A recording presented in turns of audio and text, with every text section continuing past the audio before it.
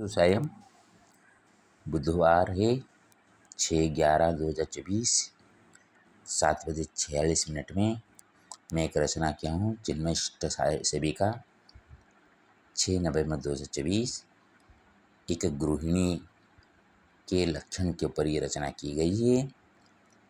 मैं बाणपुर जो है उड़ीसा का एक शक्तिपीठ है, भगवती महादेवी का स्थान है। इसलिए एक सुगृहिणी अपने घर को कैसे बचा के रखती है, कुछ ऐसे एक मेरे से ज्ञान हुई, ज्ञान सार में बात आई। उसको सुनकर समझकर मैंने इसको रचना किया हूँ। उड़िया के कविता में एक बंगला श्री छंद है, उसमें रचना किया हूँ। मैं उसको पढ़ते हुए अर्थ भी करूँगा। चिन्मय इष्ट सेविका। चिन्मयी स्वरूपा चिंताशीला प्रिया चिंताहन्त्री श्रियारूपा चित्ततोषरूपा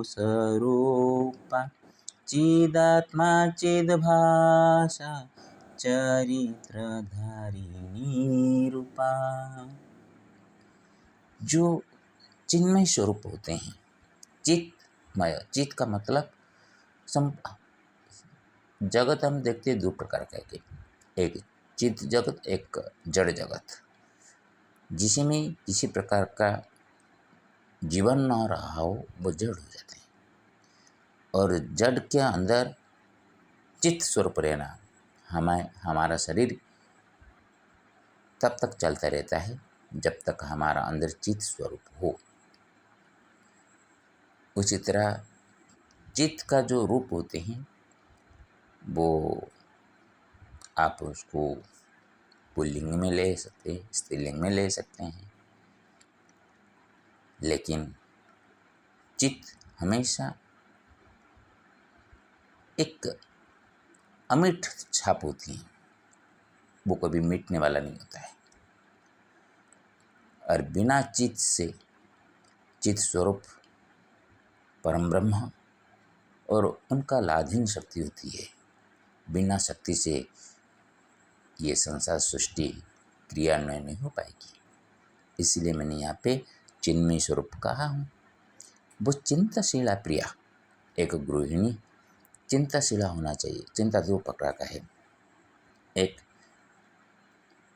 बिन कारण चिंतित होकर अपने आप को रोगाग्रस्त करना अच्छी बात नहीं। हाँ, कौन सा काम किस तरह से करने से हमको मुसीबतें झेलना ना पड़े, इस तरह का चिंताशील प्रिय होना चाहिए, सबका प्रिय होना चाहिए।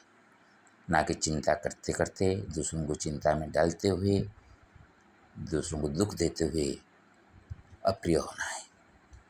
चिंता हंत्र श्रियारूपा, वो लक्ष्मी स्वरूपिणी होती है जो कि चिंता को हरण करने वाली होती है। दूसरों का चिंता, घर में जो सास ससुर रहते हैं, ननंद रहते हैं, देवर रहते हैं, उनके जो कुछ ऐसी चिंता होती है, उसको सुनकर चिंता के ऊपर आहा बाहा ये सब कर उनको भयभीत कराकर और दुखी ना कराकर उसका हल ढूंढकर उनको सांत्वना देना, नहीं चलो कोई बात नहीं है, हम ऐसा कर देंगे वैसा करेंगे।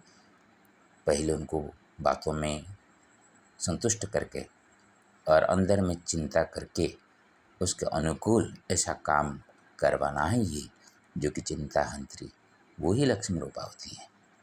चित्त तोष रूपा, चित्त को तोष करने वाला रूप ही चिन्मयी स्वरूपी होती हैं, सुगृहिणी जो होती हैं। चिदात्मा चिद भाषा, आत्मा तो चित्त है जो कि कभी भी मिटने वाला नहीं होती है।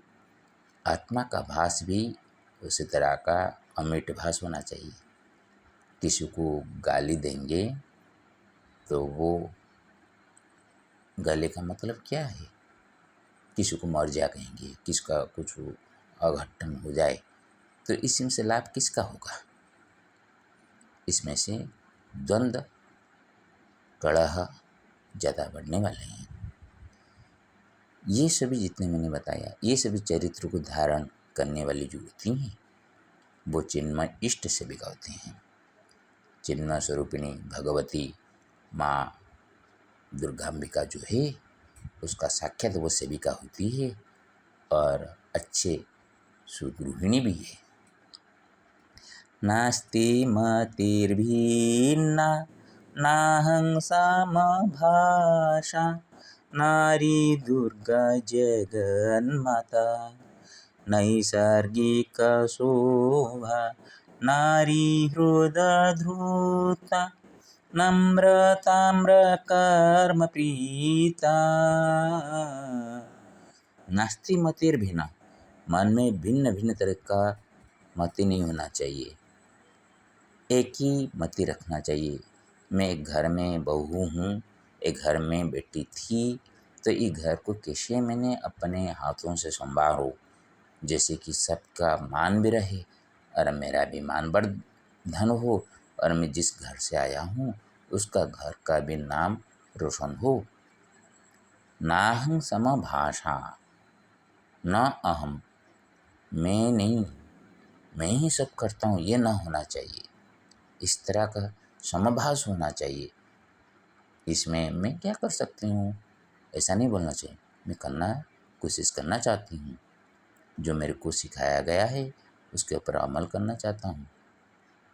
कुछ अच्छा काम हो जाए, मैं क्या किया, मैं तो कुछ नहीं किया। जो किया मेरे बुजुर्ग ने मेरे को जो सिखाया था उसके ऊपर मैं ही करना सीखा और ज़्यादा कुछ नहीं कर पाया मैंने। ऐसे नम्र भाव से बोलना चाहिए। ये एक सुगृहिणी का लक्षण होना है। और वो ही नारी दुर्गा जगन माता बनती है।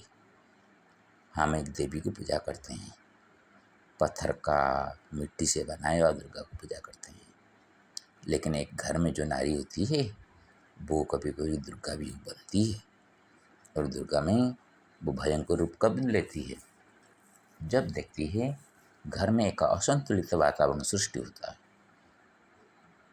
कोई किसी को नहीं मानने वाला होता है, कोई उसको कदर करने वाला नहीं होता है, तब किसी न किसी को दुर्गा रूप धारण करना पड़ता है। नैसर्गिक शोभा नारी हृदय ध्रुता। नैसर्गिक शोभा क्या बोलते हैं, जो कि नेचुरल ब्यूटी बोलते हैं। सभी शरीर का शोभा को हम शोभा नहीं बोलना चाहिए। जिसके हृदय में नारी हृदय को धारण करने वाली होती है, जो दिल से दूसरों को भलाई चाहता हो। आप दिल में जो अच्छी भावना रखेंगे और वो भावना बाहर आपका कर्म के माध्यम में दिखाएंगे, तब जाके आप एक आदर्श नारी बन पाएंगे। एक नम्र भाव रखना है और तम्र कर्म। ऐसा दिखता है कि कोई ऐसे गृहिणी काम करते करते वो सुंदर है और वो ऊपर नीचे ऐसे काम करते करते वो दौड़ते दौड़ते करते करते कभी कभी देखते हैं उसका मुख में लालिमा आ जाती है, तांबे में लालिमा है। तो वो लालिमा देखते हुए पता चल जाता है कि ये कितना काम करने वाली है।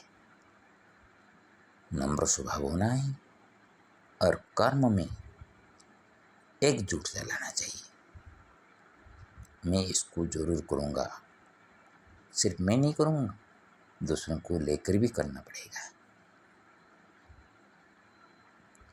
यामिनी दिवश याचते मनसा या देवी लक्ष्मी रूपिणी या नारी गृहिणी या नारी भामिनी या मधुमन रखिणी। जामिनी का मतलब होता है रात। जो रात और दिन मन में जाती रहती है, मांगती रहती है, जो देवी लक्ष्मी रूप में जैसे आई है, और जो नारी गृहिणी है, और जो नारी एक स्वामी का भार्य भी है, और वो नारी जो एक बहू है, वो सबका मन रखने वाली होती है। वो ये बात रखती है कि मैं लक्ष्मी के रूप में काम करना पड़ेगा। तो दिन रात वो भगवान को, अपने इष्ट देवी को मांगती रहती कि माँ, तू जैसे कि एक लक्ष्मी के रूप में है, उसी तरह मैं एक गृहिणी भी हूँ, मैं एक भार्या भी हूँ, और मैं एक बहू भी हूँ, और मैं तेरे रूप में ही यहाँ पे आया हूँ, जो कि मेरे को सबका मन रक्षा करना ही है। तो मेरे को ऐसे ही होने के लिए वर दे माँ। षट्कर्म कर्त्री स्वर्गं मर्त्यदात्री सुखे सौख्यं दुःखहन्त्री सौभोज्यस्य दात्री सौभास्यस्य भक्त्री स्वामी देवृनानंद्रांगी।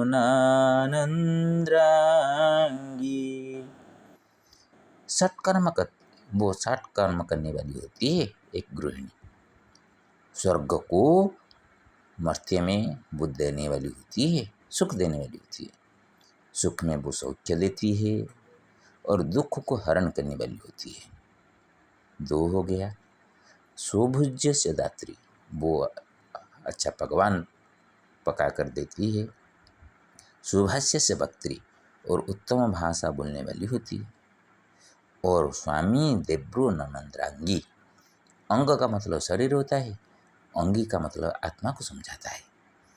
वो स्वामी का आत्मा भी होती है, देवर का भी आत्मा होती है, और ननंदी का भी आत्मा होना चाहिए। एकात्म भाव लाने चाहिए एक गृहिणी का। उसका मतलब स्थान काल पात्र के अनुसार स्वामी की जगह स्वामी है, देवर की जगह देवर है, ननंद के ननंद है। सभी मैं ही हूँ, उनसे मैं अलग नहीं हूँ। उनके पास अपने आत्मीयता भाव रखना चाहिए। सेवते सततं सा नारी जगति सेविका गृहेष्टस्य या सेवमाना लक्ष्मी सावित्री भारती साक्षात् गृहलक्ष्मीर्या। सेवते सततम, हमेशा वो सेवा करने वाली होती है वो नारी जगत में, जो कि गृह से इष्टस्य जा सेविका, घर का इष्ट देवी को जो सेवा करने वाली होती है, उसको सारा जगत सेवा करता रहता है। और जो सेवमाना लक्ष्मी सावित्री भारती साक्षात् गृह लक्ष्मी, घर का लक्ष्मी वही है जो कि लक्ष्मी रूप में सेवमाना करती है, और सावित्री की तरह सूच्यमंत होती है, और भारती की तरह अच्छी भाषा बोलकर सबका मन को बहलाने वाली होती है। बीजयते सदा विष्णु भगवान विशेषे शेषशयनी विश्वशांति कर्ता विश्व दुःखहर्ता विश्वे लक्ष्मी प्रियंकनी। विजयते सदा विष्णु भगवान विशेष शेष शयनी। साधारणतः हम ऐसे कहते हैं, भगवान का अनंत शयन के बारे में बोलते हैं। शेष शयन है, अनंत जी का शयन में वो शयन करने वाले होते हैं, और वो विश्व का शांति करने वाला होते हैं, और विश्व को दुख हरने वाला होते हैं, और विश्व में वो लक्ष्मी का प्रिय अंकन, अंकन का मतलब होता है ना कोड़, लक्ष्मी को अपने क्रोड़ में गोद में बैठाते हैं, और कभी कभी लक्ष्मी जी के गोद में अपना सर रख के भी वो अपना विश्राम लेते हैं। तो आज विश्व लक्ष्मी प्रिया के गोद में विश्व में भगवान विराजमान है। आज अमेरिका के नया राष्ट्रपति होने वाले हैं डोनाल्ड ट्रंप जी। उनका कुछ ऐसा घोषणा हमने सुनी जो कि भारत के साथ मधुर संपर्क भी बने, और लक्ष्मी जी के गोद में भगवान विष्णु का मतलब जो हम लोगों का आत्मा का परमात्मा के रूप में जो कि विश्व शांति रखने वाले पालने वाला भगवान विष्णु जी का सत्कृपा लेकर भारत और अमेरिका के दोनों तरफ के राष्ट्र नायकों के साथ अच्छा मेल हो। और वो तो दोनों पुरुष है। आपको पता होना चाहिए, घर को एक महिला चलाती है, एक रमणी चलाती है। तो जब वो घर चलाने की बात आती है तो उसका कर्म क्षेत्र वो पुरुष होते हुए भी सबको समान भाव देकर सबका मन मोह कर काम करना पड़ेगा लक्ष्मी के रूप में। कास्ति नारी द्रोषी कुतरायतीव कावास्ति कलिरत्मणि कार्ये च कुशला कुलीन चंचल कारयितुं कर्ममणि। का अस्ति नारी ईदृशम, इस तरह का नारी कहाँ है? कुतरायति वा, कहाँ से वह आएगी? कावा अस्ति कली रमणी, आजकल का कली जो स्त्रियां हैं उनमें इस तरह का जो लक्षण मैंने बताया वो है क्या? कार्ये च कुशला, काम में वो कुशल हो, और कुलीन चंचला, कुलीन का मतलब कुल के हिसाब से काम करने वाला हो, और चंचल का मतलब होता है मति में चंचल नहीं है। काम करने के लिए चंचलता तत्परता होना चाहिए। और कारयति कर्म मणि, मणि का मतलब श्रेष्ठ। कितनी भी मणि एक कठोर पदार्थ होते हैं, तो कितना कठिन कर्म हो तो भी करने के लिए वो जैसे समर्थ हो। चिन्मय इष्ट रूप स्वगृह रखिनी स्वामी श्वशुर समानम पितृमातृमानं श्वश्रुमनोभावं देवृननंद्रुसहितम। ये जो चिन्मय इष्ट रूप मैंने जो बोल रहा हूँ वो एक स्वगृहिणी के बारे में ही बोलता हूँ, जो कि अपने घर को रक्षा करने वाली होती है, स्वामी ससुर का सम्मान रखने वाली होती है, पिता माता का मान रखने वाला होती है, और अपने सास का मन को भाव को वो पहचानने वाली होना चाहिए।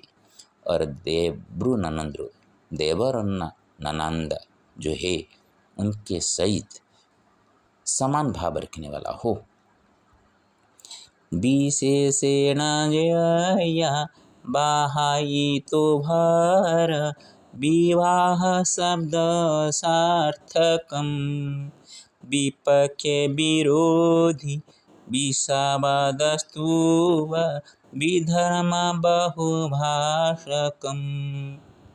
विशेष में जिससे भार को बहाना हो, बह सकती हो, भार को बहने में योग्य हो, वो ही विवाह शब्द का सार्थक रहता है। ये पुरुषों के लिए होते हैं, स्त्रियों के लिए होते हैं। पुरुषों के लिए होते हैं कमा के लाना, जब तक कमा के आप नहीं लाएंगे घर कैसे चलेगा। हाँ, सिर्फ कमा के डाल देने से क्या होगा, उसको सही मैनेजमेंट के साथ करना होता है। ये मैनेजमेंट, घर के अंदर की मैनेजमेंट सिर्फ नारी ही बना सकती है, और कठोर काम करके पैसा कमाना पुरुष का होता है। हम यहाँ पे आपस में झगड़ा करते रहते हैं, पुरुष के बिना स्त्री चल पाएगी, स्त्री का बिना पुरुष चल पाएगा। हाँ, चलने दो, चलने से कोई मना नहीं करता। आप बिना ड्राइवर भी गाड़ी चलाना चाहते हैं, चलाइए, स्टार्ट कर दीजिए, छोड़ दीजिए, उसको ब्रेक कौन देगा? किसी में एक्सीडेंट होगा, होने दो, क्योंकि बिना ड्राइवर से गाड़ी चलाना चाहते हैं। गाड़ी के बिना ड्राइवर का क्या मूल्य है, और ड्राइवर के बिना गाड़ी कैसे चल पाएगी? दोनों को समझना पड़ेगा। विपक्ष में विरोधी हो, विषवत अस्तुवा, आपके सामने कितनी भी जहर की तरह कोई बातें उगा ले तो भी उसको हम कैसे समाधान कर सकते हैं। वो विधर्म भी हो, धर्म विहीन बहुभाषक हो, बकबक करने वाला हो, तो भी उसी को इस तरह बात करना है जैसे कि वो दोबारा आपके साथ उस तरह का कुछ दुर्गत आपका ना कर पाए।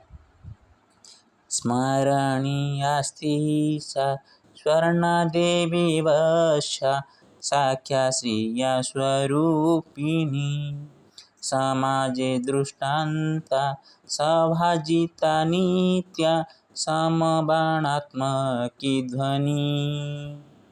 स्मरणीय अस्ति सा, वो हमेशा स्मरणीय होकर रहती है। स्वर्ण देवी वत्सा, जैसे कि स्वर्ण की देवी, आप सीता जी के बिना रामचंद्र जी स्वर्ण का सीता बना के यज्ञ में बैठाए, लेकिन सजीव हो या निर्जीव हो, उसका नाम से इतना था कि उनका कर्म से वो अपने को इतना शुद्ध बना गई थी कि उनका स्वर्ण प्रतिमा देखते हुए भी लोगों को लगा कि सचमुच सीता मैया ने राम जी के बगल में ही बैठे हैं, जो कि साक्षात श्रीय के रूप में हमारे सामने ही है। समाज दृष्टांता, वो समाज में दृष्टांत के स्वरूप हो जाती है, एग्जाम्पल की तरह। सौभाजिता नित्या, समाज में उसको वाहवा मिलती है। समबाणात्म की ध्वनि है, जैसे कि बाण का ध्वनि, जहाँ पे भी आप उसको फटाका फोड़ेंगे एक ही ध्वनि निकलेगा। जो फटाका आपको इस बाणपुर में लगाएंगे जो ध्वनि निकलेगा, वह दूसरी जगह में भी आप लगाएंगे वो ही धमाका आएगी। तो उसी तरह आपका कर्म रूपक जो विचार शक्ति से अपने कर्म को मार्जित करेंगे, आप जिस जगह में भी जाएंगे आपका गुण उसी तरह ही सबके सामने उजियारा होगा। हरिओम तत्सत्। ओम श्री हरिनारायण। या देवी सर्वभूतेषु मातृरूपेण संस्थिता नमस्तस्यै नमस्तस्यै नमस्तस्यै नमो नमः। या देवी सर्वभूतेषु शक्तिरूपेण संस्थिता नमस्तस्यै नमस्तस्यै नमस्तस्यै नमो नमः। ओम भगवती नमो नमः।